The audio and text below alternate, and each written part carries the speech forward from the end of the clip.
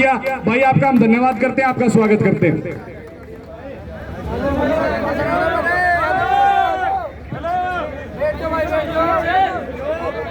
बैठ जाओ भाई, कोई बात नहीं। बहुत बहुत धन्यवाद। उसे गुमा है कि मेरी उड़ान कुछ कम है, उसे गुमा है कि मेरी उड़ान कुछ कम है, मुझे गुमा है कि आसमां कुछ कम है।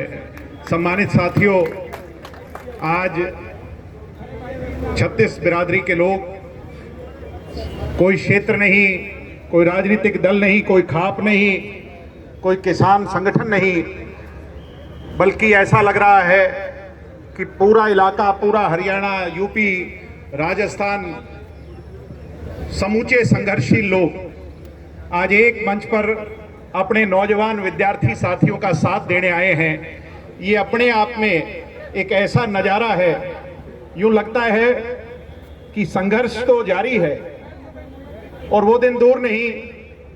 अभी टिकैत साहब जो बात कर रहे थे, वो दिन दूर नहीं साथियों, जब इतिहास इस गेट नंबर 4 से सुनहरे अक्षरों में लिखा जाएगा और इस प्रदेश को नहीं, इस देश की छात्र राजनीति को एक दिशा देने का काम अगर होगा तो वो HAU के 4 नंबर गेट से होगा। साथियों, मैं आपके इस संघर्ष को सलाम करता हूं, मैं आपकी मेहनत को सलाम करता हूं। दिन दोगुनी रात चौगुनी मेहनत जो मेरी बहनों ने की है। मैं यहां जो बड़े बुजुर्ग बैठे हैं, जिस दिन पहले दिन आया, मैं अगर बताऊं, मेरे भाइयों की स्ट्रेंथ तो कम और ज्यादा होती रही, मगर इन बहनों ने अपनी ताकत में कमी नहीं आने दी। आज अगर सरकार देख रही है, मैं सलाम करता हूं मेरी बहनों को। मेरे से पहले तमाम सज्जनों ने, तमाम ऑर्गेनाइजेशंस के लोगों ने अपनी बात रखी है। मैं तो सिर्फ इतना ही कहने आया हूं कि VC साहब, आपके अत्याचारों का घड़ा जो है वो ठाडा भर लिया, आप पाप का घड़ा भर लिया और बीच में एक रंग देने की कोशिश हुई। मीडिया के लोगों से कहूंगा कि इसे जाति पाति का रंग दो और किसी तरह इस सारी की सारी मूवमेंट को तोड़ने की कोशिश करो। मैं एक बहन का इंटरव्यू सुन रहा था, बावल के अंदर उस लड़की ने खड़े होकर के कहा कि मेरी जाति भी HAU, मेरा धर्म भी HAU, मेरी सोच भी HAU।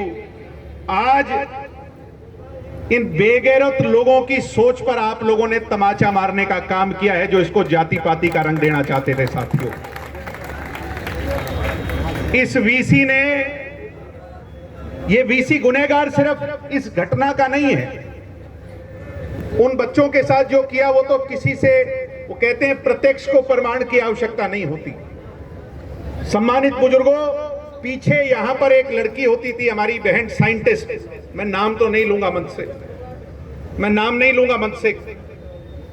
उस लड़की ने सुसाइड किया था यहां पर, याद है कि नहीं आपके? उसका गुनहगार कौन है? ढीले ढीले ना बोलो भाई। 10-10 mm के सिर पे कट लगे।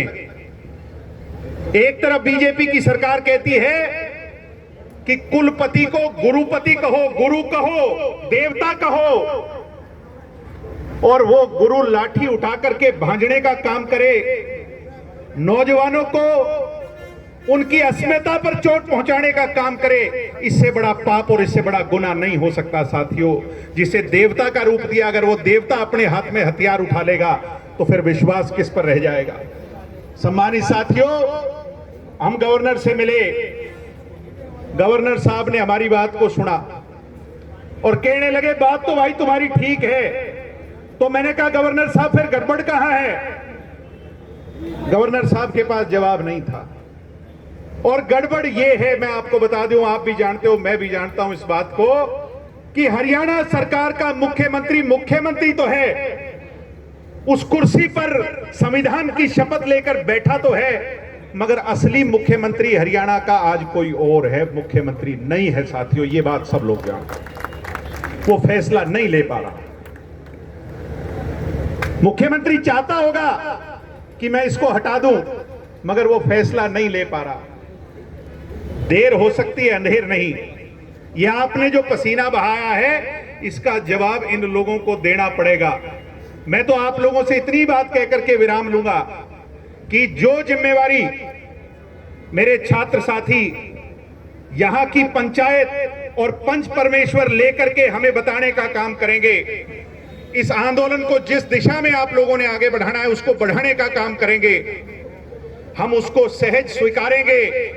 और इन आज जो हमारी किसान ऑर्गेनाइजेशंस खापे आई हैं, एक नौजवान होने के नाते आपको यह विश्वास देता हूं कि आपकी पगड़ी को नीचा नहीं होने देंगे। इस लड़ाई को इसके अंजाम तक पहुंचाने का काम करेंगे। वीसी साहब, बी आर कंबोज, ये बात कान खोल के सुन ले। अहंकार का मैल कानों में गहरा जमा है, उसको निकाल करके सुन ले। वीसी की कुर्सी तो भाई छोड़नी पड़ेगी, आज छोड़ या कल वीसी की कुर्सी से अब जाना पड़ेगा, वो दिन दूर नहीं है साथियों। इसलिए जो ड्यूटी आप हमारी लगाओगे, जिस रूप में लगाओगे, मैंने पहले दिन कहा था यहां कोई जेजेपी से, कोई कांग्रेस से, कोई किसी और राजनीतिक दल से होगा, मगर उन पार्टियों को वहां गेट पर छोड़ के आना साथियों। यहां सब नौजवान इन छात्रों का साथ एक छात्र होने के नाते, नौजवान होने के नाते देने के। आप लोगों ने बहुत संघर्ष किया है और जैसा अभी कह रहे थे, हमारे बुजुर्ग कह रहे थे कि वो दिन दूर नहीं। ये तो बात कल रात को भी इन्होंने खूब कोशिश की, खूब प्रयास किए, मगर एक बात पे अड़े हुए हैं कि वीसी का इस्तीफा नहीं होने देंगे। इनको यह लगता है कि वीसी का इस्तीफा हो गया तो कहीं ना कहीं सरकार की नाक जो है वो नीची हो जाएगी, सरकार की अस्मिता पर सवाल उठ जाएंगे। मगर मैं आज कहना चाहूंगा इस मंच से कि ये जो पीछे घटना घटी, ये बात सिर्फ स्टाइफंड और स्कॉलरशिप तक नहीं रह गई थी। स्टाइफंड और स्कॉलरशिप तक होती तो ये धरना इतना लंबा नहीं चलना था। ये संघर्ष इतना लंबा हुआ क्योंकि गुरु ने लाठियां उठा ली और इसको अपने अंतिम अंजाम तक ले जाने का एक ही राह है, वो है वीसी का इस्तीफा। है कि नहीं है साथियों? अगर मेरी बात से सहमति दर्ज करते हो तो दोनों हाथ खड़े कर करके इस बात पर विश्वास दिलाओ कि वीसी के इस्तीफे से हम कुछ भी कम जो है मंजूर नहीं करेंगे। आप सबका बहुत बहुत धन्यवाद। जय हिंद, जय भारत, जय छात्र आंदोलन। हमारे बीच में जे